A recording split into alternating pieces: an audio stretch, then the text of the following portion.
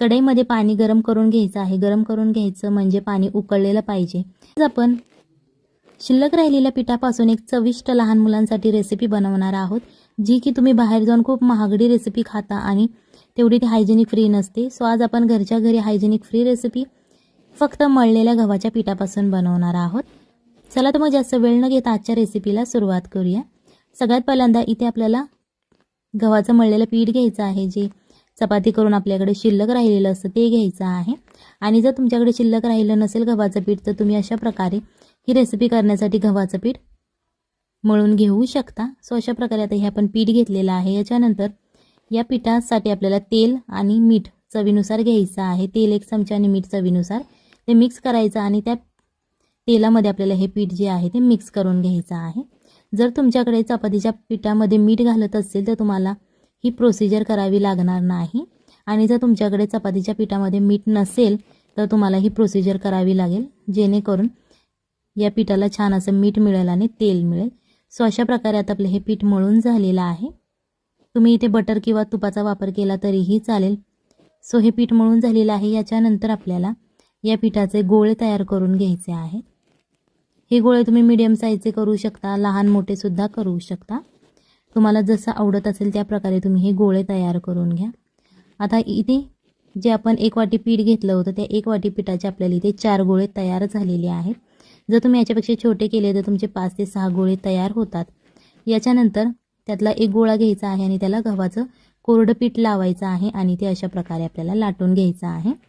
इथे लक्षात ठेवा लाटताना की जास्त जाडही लाटायचं नाही आणि जास्त पातळही लाटायचं नाही, लाटून घ्यायचं आहे, जेणेकरून ही रेसिपी करायला आपल्याला सोपं जाईल।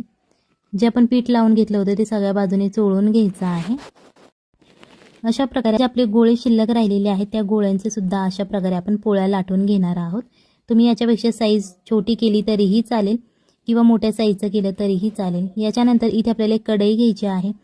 कढईमध्ये पाणी गरम करून घ्यायचं आहे। गरम करून घ्यायचं म्हणजे पाणी उकळलेलं पाहिजे आणि त्याच्यानंतरच आपल्याला या पोळ्या या पाण्यामध्ये सोडून घ्यायच्या आहेत। जर तुमच्याकडे मोठी कढई असेल तरीही चालेल, तुम्ही त्याच्यामध्ये सोडू शकता, आणि जर तुमच्याकडे मोठी कढई अवेलेबल नसेल सो तुम्ही अशा प्रकारच्या छोट्या कढईमध्ये सुद्धा ही रेसिपी करू शकता। एका कढईमध्ये इथे आपण 4 पोळ्या टाकलेल्या आहेत। जर तुमची कढई छोटी असेल तर तुम्ही 2-2 पोळ्या घातल्या यामध्ये तरीही चालतील। या पोळ्या घातल्यानंतर थोडंसं तुम्हाला असं मिक्स करून घ्यायचं आहे। इथे लक्षात ठेवा की पाणी उकळल्यानंतरच तुम्हाला पोळ्या घालायच्या आहेत, नाहीतर पोळ्या ते एकमेकांना चिकटल्या जातील। 1 चमचा तेल घालायचं आहे। तेल छान असं मिक्स करून घ्यायचं आहे, जेणेकरून आपल्या पोळ्या एकमेकांना चिकटणार नाहीत। आणि जरी तुम्ही यामध्ये तेल नाही घातलं, गरम पाण्यामध्ये पोळ्या घातल्या ना तर अजिबात त्या चिकटत नाहीत। ही रेसिपी करायला जास्त वेळ लागत नाही आणि या पोळ्या शिजायला सुद्धा जास्त वेळ लागत नाही। 5 मिनिटात या पोळ्याच्या वरती पाण्यावरती तरंगायला लागतात, जेणेकरून तुम्ही समजून जा की या पोळ्या शिजलेल्या आहेत। यामधून या पोळ्या काढून घ्यायच्या आहेत आणि फॅनखाली आपल्याला थंड करायच्या आहेत। तुम्हाला दिसत असेल बघा, अशा प्रकारे मी या फॅनखाली थंड करून घेतलेल्या आहेत, जेणेकरून त्या आपल्या हाताला चिकटणार नाहीत आणि एकदम नॉनस्टिकी अशी आपली ही पोळी तयार होईल। अशा प्रकारचा इथे आपल्याला चमचा घ्यायचा आहे, जो आपण शंकरपाळी कट करण्यासाठी वापरतो। जर तुमच्याकडे असा चमचा नसेल आणि जर तुमच्याकडे चाकू असेल, तुम्ही चाकूच्या मदतीने सुद्धा ही कट करू शकता। मीडियम साईज हे आपल्याला कट करायचा आहे। व्हिडिओ आवडत असेल तर व्हिडिओला लाईक करा आणि जर तुम्ही चॅनलवर नवीन असाल तर चॅनलला सबस्क्राईब करा, जेणेकरून येणाऱ्या नवनवीन व्हिडिओजचे अपडेट तुम्हाला लगेच मिळतील। तुम्हाला दिसत असेल बघा, अशा प्रकारे आपण हे कट करून घेतलेलं आहे। सो तुम्हाला जो शेप आवडत असेल तुम्ही त्या शेपमध्ये हे कट करू शकता। इथे एका पॅनमध्ये आपल्याला 1 ते 2 चमचे तेल घ्यायचं आहे। जर तुम्हाला बटर किंवा तूप आवडत असेल तुम्ही ते वापरलं तरीही चालेल।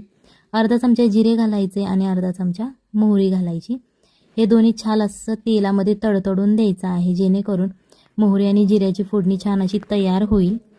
थोडंसं फ्राय करून घेतल्यानंतर यामध्ये आपल्याला लसूण घालायचं आहे। 3 ते 4 लसणाच्या पाकळ्या घेऊ शकता आणि त्या छोट्या छोट्या अशा कट करून घ्यायच्या आहेत। लसूण घालून झाल्यानंतर हा लसूण सुद्धा आपल्याला फ्राय करायचा आहे। जास्त फ्राय नाही करायचा, गोल्डन ब्राऊन थोडासा झाला पाहिजे। एक जाडसर असा कांदा चिरून घ्यायचा आहे। ज्याप्रमाणे आपण भज्यासाठी चिरतो त्याचप्रमाणे हा कांदा आपल्याला चिरून घ्यायचा आहे आणि हा आता आपल्याला याच तेलामध्ये हा फ्राय करून घ्यायचा आहे। पूर्ण असा गोल्डन ब्राऊन नाही करायचा, मीडियम असा आपल्याला हा फ्राय करायचा आहे, जेणेकरून ही रेसिपी करायला आपल्याला सोपं जाईल। सो अशा प्रकारे हे आता फ्राय करून आपल्याला कांदा घ्यायचा आहे। कांदा फ्राय झाल्यानंतर यामध्ये एक छोटी वाटी आपल्याला कोबी घ्यायचा आहे, त्याच्यानंतर दिलेली शिमला मिरची घ्यायची आहे. सो हे सगळे आपल्या भाज्या घालून झाल्यानंतर हे छान असं मिक्स करायचं आहे. त्याच्यानंतर चवीनुसार मीठ घालायचं, जेणेकरून भाज्यांना पाणी सुटलं जाईल आणि त्या लगेच शिजल्या जातील. जर तुमच्याकडे यामधली एखादी भाजी अवेलेबल नसेल तर तुम्ही नाही घातली तरीही चालेल. तुमच्या घरात ज्या भाज्या अवेलेबल असतील तुम्ही त्या घालू शकता, जेणेकरून लहान मुले भाजी खाण्यास नकार देतात. सो अशा प्रकारे त्यांना भाजी आपण खाऊ घालू शकतो. 1 चमचा रेड चिली सॉस घालायचा आहे. याच्यानंतर 1 चमचा ग्रीन चिली सॉस घालायचा आहे. जर तुमच्याकडे red chilli sauce green chilli sauce नसेल तर तुम्ही घरामध्ये मिरची वाटून घातली तरीही चालेल. आणि लहान मुलांसाठी बनवत असाल तर थोडीशीच घाला. 1 चमचा शेजवान चटणी आणि 1 चमचा सोया सॉस घालून हे छान असं मिक्स करून घ्यायचं आहे, जेणेकरून आपण ज्या भाज्या घातलेल्या आहेत त्या सगळ्या भाज्यांना हा मसाला लागला जाईल आणि छान अशी याची टेस्ट येईल. जास्त वेळ लागत नाही, 1 ते 1.5 मिनिटे तुम्ही हे फ्राय करू शकता.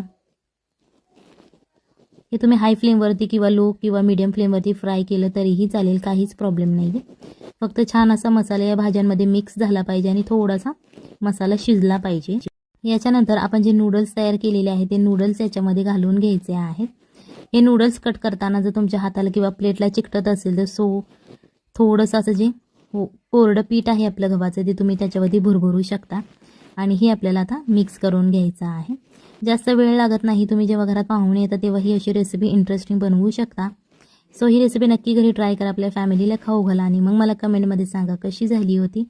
वरून थोडीशी कोथिंबीर घालायची आहे गार्निशिंगसाठी आणि छान असं मिक्स करून घ्यायचं आहे. हे तुम्ही असंच सर्व करू शकता किंवा एखाद्या चटणीबरोबर हे सर्व केलं तरीही चालेल. चला तर मग भेटूयात पुढच्या एका नवीन रेसिपीमध्ये नवीन व्हिडिओमध्ये. तोपर्यंत टाटा.